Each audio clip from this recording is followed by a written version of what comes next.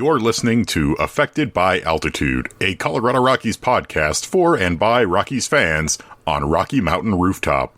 Thank you for joining us as we discuss all things baseball and Colorado Rockies.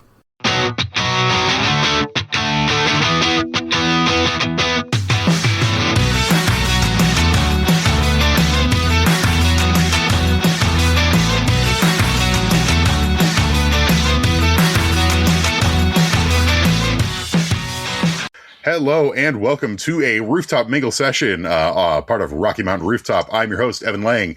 Joining me today, a very special guest. It's Colorado Rockies top prospect, currently with the Albuquerque Isotopes in Triple-A, Cole Carrigg. Cole, thanks so much for joining us today. Yeah, Evan, thanks for having me. Happy to be on the show. Happy to have you. Cole, you are off to a pretty good start here in AAA. What's been the biggest difference, you think, between AAA Albuquerque and AA Hartford last year where you were at? Yeah, I mean, definitely different spots. Hartford and Albuquerque are very different. Getting used to playing at elevation, getting good sleep, and all those things are a little bit different and a little bit harder up here. But yeah, just getting acclimated. A lot of good baseball players, and I would say probably the main difference that I see is just you're surrounded by a lot of guys with major league time. A lot of guys, who are not necessarily old, but a little bit older and have families and stuff. So it's a little bit different dynamic, and pretty cool though. They got a lot of good advice and all that good stuff. Has anybody given you any sort of specific advice when it comes to adjusting to altitude in terms of both the play, but like you mentioned, trying to get better sleep, stuff like that? Yeah, nothing in particular, but more along the lines of just how to go about your day to day and doing what you need to do to prep yourself for the game and not doing too much. And just kind of how to go about each day in a professional sense. And Yeah. And you mentioned having some of the older players or more experienced players around on the Isotopes.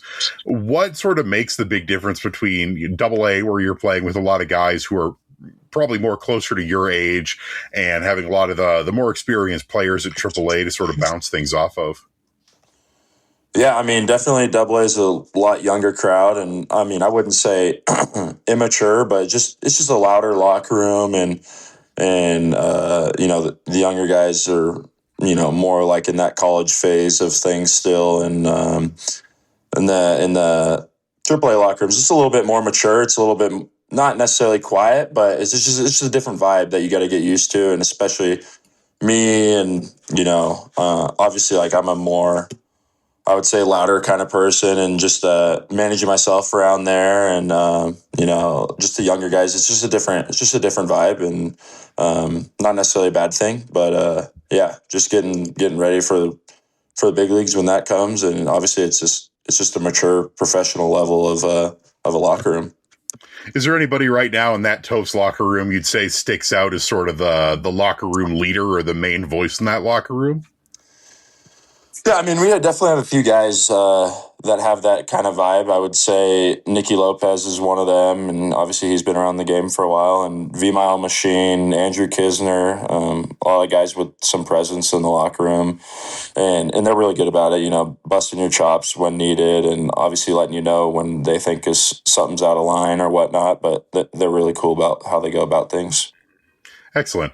Some of those names I expected to hear, especially guys like Nicky Lopez, who's been in the league, been up in the show a couple times. But it's nice to hear some of the other guys that the Rockies, brought in this offseason, especially in those sort of locker room voice roles. Yeah. But I want to roll into the season so far, and you've been off to a heck of a start so far. Hit your first AAA home run. You've already got about a fourth of the stolen bases that you had last year in Hartford, and you're showing no signs of slowing down. What's been your major goal to start the season when it comes to playing at this new level? Yeah, honestly, for me, my main goal for this year, and honestly, just from last year, was pretty, I would say, inconsistent. It wasn't necessarily bad. It was just up and down. And for me, it's just staying more consistent, not jumping ship when something doesn't feel totally right, and trying to stick with similar moves that feel comfortable. And and just minor tweaks here and there, not totally jumping ship when I feel out of whack or whatnot, and just trusting my process, and honestly just trying to play good baseball, enjoy my time here, and make the best out of it and have fun. Yeah, absolutely. And how do you sort of tie that in, that sort of newer approach with, you've been described as sort of playing with your hair on fire kind of guy, the fast base running, the aggressiveness, both at the plate and on the base pass. And when you're defending, how do you sort of mix those two together? Because you never want to lose sort of that core of who you are as a player. And I think that's part of why the Rockies like you so much, is that really aggressive, like it's been said, playing with your hair on fire sort of style, but sort of the fine tuning of that as you get closer and closer to the big leagues. Yeah, I mean, that's all it is, really. It's just a little bit of fine tuning here and there, and I think that's what makes me special as a player, is having always had that nature of just playing with my hair on fire, and not something that I've tried to do or had to ever work on, is playing the game at 100%. And I think that's what makes me good. But like you said, there's got to be some fine tuning in there, and, taking calculated risks at time, and understanding who's on the mound, what they pick, how they pick, when they like to pick, being smart on the base pass, being smart in the box. And, but yeah, like never losing that aggression, because that's definitely what makes me special. And I honestly, I think it's a great thing. I think a lot of the players who have been really good in this game have that tenacity to want to win and compete how I like to. And yeah, it definitely comes with settling down a little bit in the box, and just being more understanding of what I need to do. And when you're on the bases, what's your approach for stealing? Because it's not lost on me that you're a heavy base stealer. You're going to go, and the Rockies this year at the big league level are trying to be much more aggressive on the base paths as well. So what I wonder is what your approach is when you're on first or on second and waiting for that moment of, now's the time I'm going to go. Yeah, I mean, I think base stealing's huge. If you can take an extra 90 feet and you could take an extra 180 feet, I mean, those are runs and those are wins. And if you can do it the right way and you can do it without costing your team outs, it's definitely super beneficial. And my approach usually is, I give a lot of credit to our first base coach, Louis Lopez. He's very, very knowledgeable and understands what the pitcher does. If he has tendencies, what he likes to do before he picks over, if he does something different than when he pitches and picks up his leg to go to the plate, and getting times from him, and just trusting him and knowing that we both have a good understanding of what the pitcher wants to do and what he likes to do. And just like I said, like taking a calculated risk, and if he makes a good move and picks you off, like, it's tough luck, but we're making risks out. We're taking risks out there that he's going to pitch on this one. He's already picked once over, or he doesn't like to pick back to back, or he's not a guy who likes to pick on the first pitch. There's a lot of things that go into it, but definitely being smart about it, but also understanding that if I get to second or third, that it can help us score more runs. Awesome. And then switching over to the defensive side of things, starting with this year's World Baseball Classic, but extending here into the regular season, you're playing a lot more shortstop again, in addition to your duties in the outfield.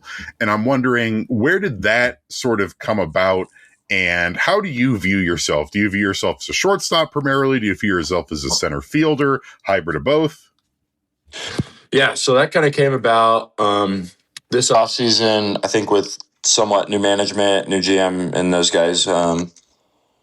Josh Burns saw me play in college, and I was playing like short and center, doing that whole deal. And I honestly think I don't want to ever label myself as one position or whatnot. Like, I don't see myself as a shortstop or a center fielder. Like, what I've always been kind of the player who just, whatever the coach needs that day, I can go play it, and whatever, is going to help get me in the lineup, like, I can do. I know I can play short. I know I can play second. I know I can play over the outfield. But yeah, at the end of the day, it's just whatever helps the team, and whatever the manager needs me to do, I can do. And yeah, we talked about it and wanted to get me back in the infield and keep that versatility piece alive. And yeah, it's been awesome. Yeah, sort of touching on that, because you bring up Josh Burns and the new Rockies management. He's been a big presence, and I've heard that Paul DePodesta, the new Rockies president of baseball operations, was out there in Albuquerque this last week for a visit. What are the major changes that you've sort of noticed with this new look Rockies front office compared to seasons in the past? Yeah, honestly, the main thing I could say, and it was similar around spring training with being in big league camp and stuff, is everybody just feels like more in tune to what we're trying to do and what we want to do, and more on it. And I don't know, I would just say I feel like in spring we weren't wasting any time. Everything was super like back to back to back structured and what we do want to do and how we want to do things. And it just feels a little bit more live. It feels like people care. And obviously they have their certain way of doing things, but at the end of the day, it just feels like they care, and I think that goes a long way, and I think it's showing. The big leagues, obviously it's not going perfect, but they're playing some good baseball, and they're playing close games, and I think same around the minors. Yeah, I mean, the Rockies have been very clear, I think, to start the season. Their slogan for the year is "Here for the Climb," and it's all about, we got to make some progression. Sure, we want to win, but it's all about making the right changes and doing the right things to get there. And I'm really fond of that, and it's been nice to see that sort of trickling down towards all the levels of minor league baseball as well, where it feels like everybody's really on the same page. Would you agree with that? Yeah, for sure. Awesome. Got a couple more sort of fun ones as we near the end of our time here. You mentioned earlier that some of the best big league players are the guys who never lose that tenacity, who are always playing with that speed. Are there any particular players or players that you model your game after, the guys that inspire you to do what you do?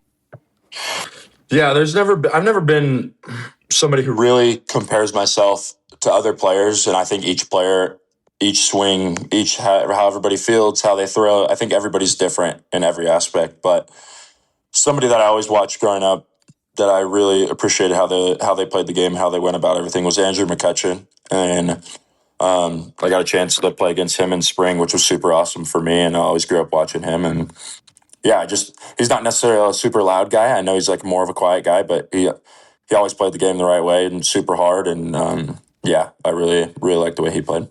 Awesome. And I know another sort of goofy one that we always do here on Rocky Mountain Rooftop when we're interviewing guys. I know it's early in the season, but if you had to pick a guy in your current clubhouse, desert island situation, this is the guy who's going to help you survive the most. Who do you go with? I'll probably that's interesting. I'm going to go with somebody who probably has some survival skills. I'm going to go with Carson Skipper. Huh. So I feel like we'd get out of there. I don't know if I pick somebody else, we're making it out. So, yeah. Oh, that's excellent. And sort of, final question I have for you. We talked about it a little bit here, but what would you say in terms of this season is your real number one target? Is it making your MLB debut? Is it just continuing to go on the path that you've been on? What is it that you would say is the primary thing you're pushing for? Yeah, I mean, I'd be lying if I said it was something else. It's definitely making the big leagues and staying in the big leagues. Want to make an impact up there and get up there as soon as possible. And, that starts here. Yeah. Absolutely, and we're definitely hoping to see you up here as soon as we can. Same with some of your teammates down in Triple-A right now. We're looking for the double C's, Cole Carrigg, Charlie Condon. But definitely hoping that the rest of your season down there in Triple-A continues to go amazingly, off to a great start. Congratulations on that. And we are definitely looking forward to getting you up here in Denver as soon as we can. Yes, sir. Thank you. All righty. Cole, I want to thank you so much for joining us again. It's been my absolute pleasure to have you. Thanks, Evan. Thanks for having me on. All righty. So once again, this has been a Rooftop Mingle here on Rocky Mountain Rooftop with Cole Carrigg. Thank you so much for listening, and we will catch you next time. This has been Affected by Altitude, a Colorado Rockies podcast with Rocky Mountain Rooftop, a proud affiliate of the Fans First Sports Network. Catch new episodes every Monday on wherever you get your favorite podcasts. Be sure to follow us on YouTube as well for video versions of the show.